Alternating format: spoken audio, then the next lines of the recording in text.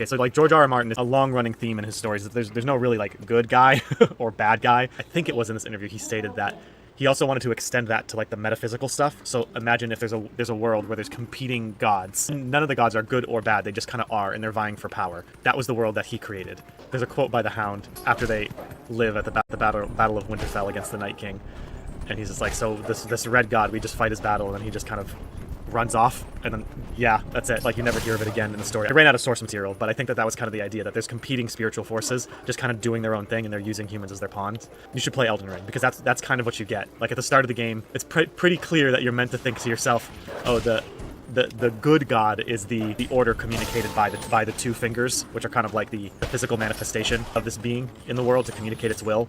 But the longer you play, you're kind of like, I don't know if I I don't know if I like this god here. I don't think he's got everybody's best interest at heart.